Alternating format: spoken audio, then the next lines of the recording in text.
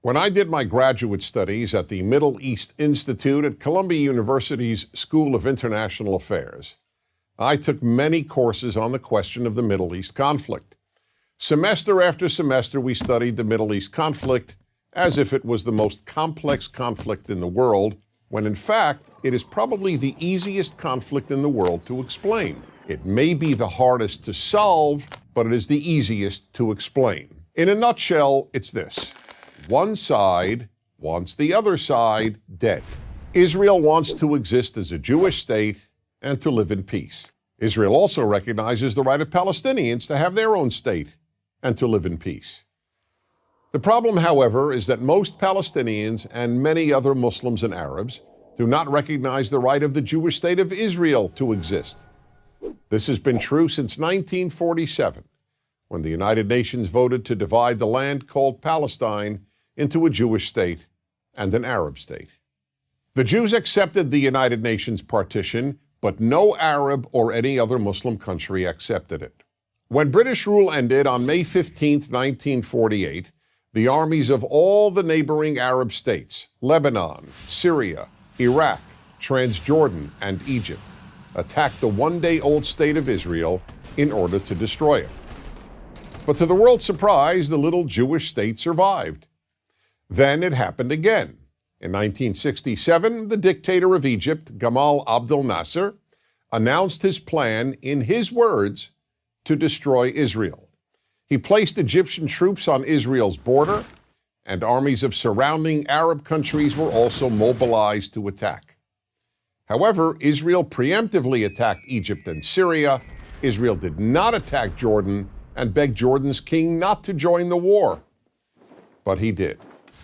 And only because of that did Israel take control of Jordanian land, specifically the West Bank of the Jordan River. Shortly after the war, the Arab states went to Khartoum, Sudan, and announced their famous three no's: no recognition, no peace, and no negotiations. What was Israel supposed to do?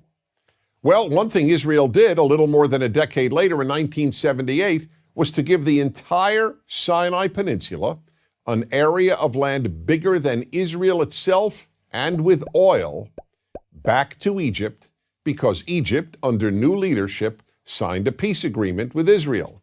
So Israel gave land for the promise of peace with Egypt, and it has always been willing to do the same thing with the Palestinians. All the Palestinians have ever had to do is recognize Israel as a Jewish state and promise to live in peace with it. But when Israel has proposed trading land for peace, as it did in 2000, when it agreed to give the Palestinians a sovereign state in more than 95% of the West Bank and all of Gaza, the Palestinian leadership rejected the offer and instead responded by sending waves of suicide terrorists into Israel.